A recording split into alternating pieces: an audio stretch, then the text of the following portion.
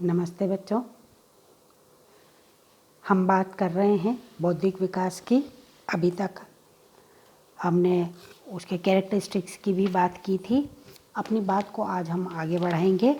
आज हम पहले ये देखेंगे कि बौद्धिक विकास की अपनी कौन कौन सी अवस्थाएं हैं। बौद्धिक विकास यकायक ऐसा नहीं होता कि बच्चा रात में सोए सुबह उठे और उसकी एकदम बुद्धि विकसित हो जाए। ये भी भिन्न भिन्न अवस्थाओं से गुजरता है। जिस तरह से आयु बढ़ती है उसी के साथ ही बौद्धिक विकास की भी भिन्न भिन्न अवस्थाएं हैं। पहले हम बात करेंगे बौद्धिक विकास की अपनी कौन कौन सी अवस्थाएं हैं और उसके बाद में हम बात करेंगे कि मानव जीवन की विभिन्न अवस्थाओं में बौद्धिक विकास किस तरह से होता है। यानी कि दोनों अलग अलग सिक्के के दो अलग अलग पहलुओं को हम दोनों ही तरफ से देखने का प्रयास करेंगे। तो पहले हम बात करते हैं कि बौद्धिक विकास की अपनी कौन कौन सी अवस्थाएं हैं, विभिन्न अवस्थाएं। इसमें सबसे पहले जो अवस्था होती है वो कहलाती है प्रतिवर्त क्रियाओं की अवस्था, यानी कि स्टेज ऑफ रिफ्लेक्स एक्शंस।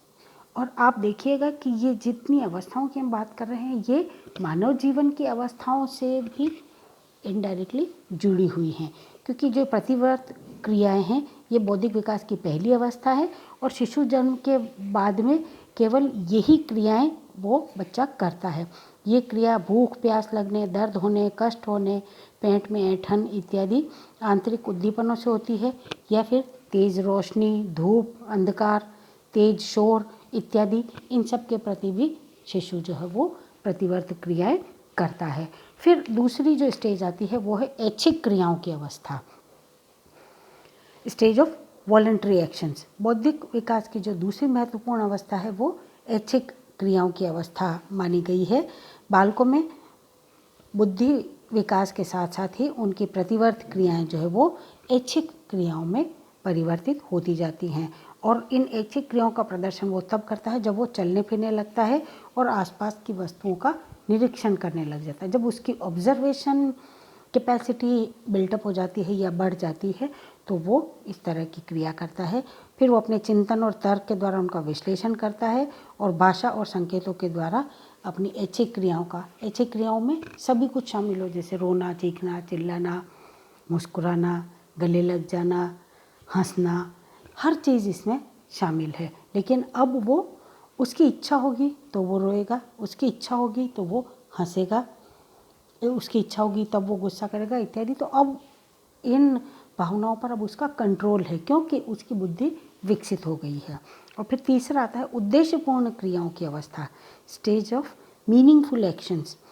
तीसरी अवस्था कहलाती है ये। इसमें बालक अपने स्मरण, चिंतन, ध्यान, तर्क, अनुभव, ज्ञान शक्ति और वाक शक्ति के आधार पर उद्देश्यपूर्ण क्रिया करता है। यानी कि देयर इज सम मोटो कि मुझे क्या करना है और इस चीज़ को हासिल करने के लिए, चाहे जैसे कोई खिलौना ही है, खिलौने को हासिल करने के लिए मुझे माँ से या पिताजी से प्यार से बात करनी है, मुझे गुस्सा करना है, मुझे रोना है, कैसे करके मैं क्या काम करूं कि मुझे ये चीज़ मिल जाए।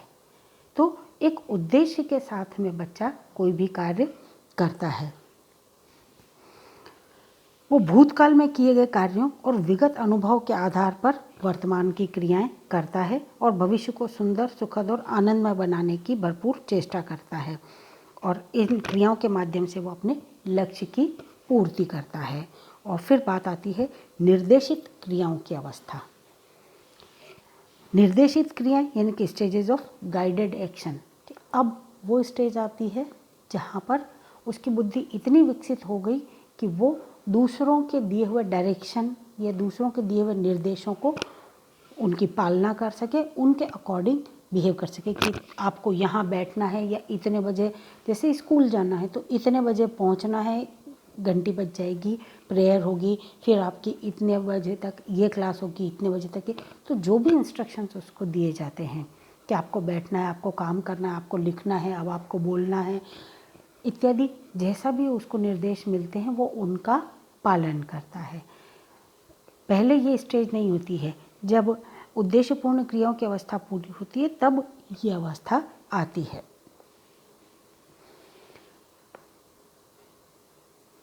बालकों के भविष्य को सुंदर और सुखद और आनंदमय बनाना इतना आसान नहीं है। उन्हें लक्ष्य को प्राप्त करने के लिए कठिन परिश्रम करना पड़ता है, तब कहीं जाकर के उन्हें सफलता हासिल होती है। और इसके लिए ज़रूरी है कि उनको शिक्षण के साथ साथ सही निर्देशन भी प्राप्त हो, ताकि वो अपने लक्ष्य को आसानी से प्राप्त कर सकें। समय पर दिए हुए अगर उचित निर्देश होते हैं तो बच्चे को अपने लक्ष्य को प्राप्त करने में आसानी हो जाती है और वो अपनी मंजिल तक पहुंच पाता है। उसका वर्तमान भी खुशहाल रहता है और भविष्य भी सुखद बनता जाता है। और फिर बात आती है नियोजित क्रियाओं की अवस्था की। बौद्धिक विकास की 5वीं और अंतिम अवस्था मानी गई है ये नियोजित क्रियाओं की अवस्था। जब बालक का बौद्धिक विकास जो है वो अपने पूर्ण चरम पर होता है। अब वो हर एक कार्य को काफ़ी सोच समझ के, तर्क के द्वारा, चिंतन करके और पूर्ण नियोजित तरीके से काम करता है। और क्योंकि सुनियोजित तरीके से काम करता है तो लक्ष्य की पूर्ति में भी उसको आसानी हो जाती है। जैसे कोई बालक अगर IIT करके प्रसिद्ध इंजीनियर बनना चाहे तो पहले उसको साइंस सब्जेक्ट लेना पड़ेगा और फिर उसमें गणित लेकर के उसको रुचि से उसकी पढ़ाई करनी पड़ेगी। और फिर जो मिनिमम परसेंटेज एग्ज़ाम देने के लिए, जैसे कहीं कुछ संस्थानों में 60 है, कहीं 70 है, 80 जो भी परसेंटेज है, जिस भी संस्थान से वो करना चाहता है तो वो उस संस्थान की जो एलिजिबिलिटी क्राइटेरिया है उसको फुलफ़िल करने के लिए अपना वो मिनिमम परसेंटेज तो उसको भी रखना ही है। तो उसके लिए वो मेहनत करता है और अपने लक्ष्य को प्राप्त करता है।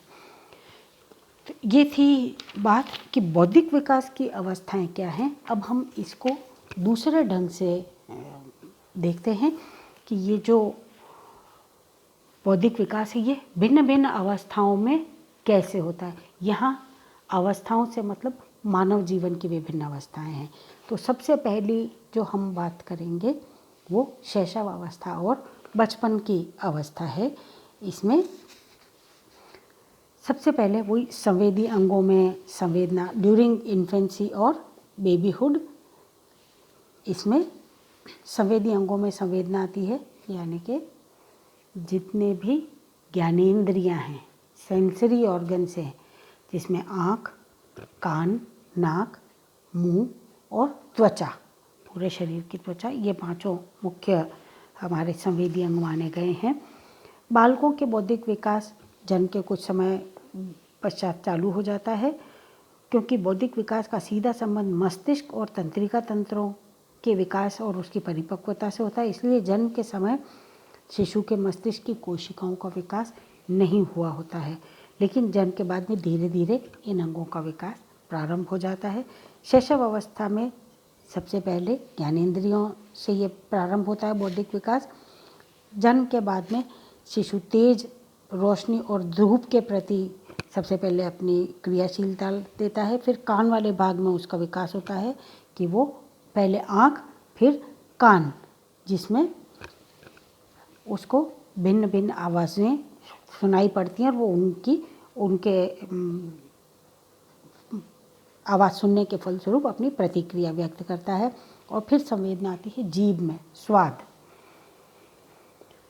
उसके बाद त्वचा और सबसे अंत में जा कर के नाक, यानी कि घ्राणेंद्रिय जो है वो एक्टिव हो पाती है। या हम ये कह लें कि बुद्धि का इतना विकास होता है कि अब ये 5वां अंग भी सही ढंग से कार्य करना प्रारंभ कर देता है और भिन्न भिन्न गंध का, चाहे वो दुर्गंध हो या सुगंध हो, अब बच्चा उसका डिफरेंस कर पाता है। पहले तो उसको गंध पता लगे और फिर वो उसमें डिफरेंशिएट कर पाए कि ये किसकी गंध है या ये किस चीज़ की गंध है।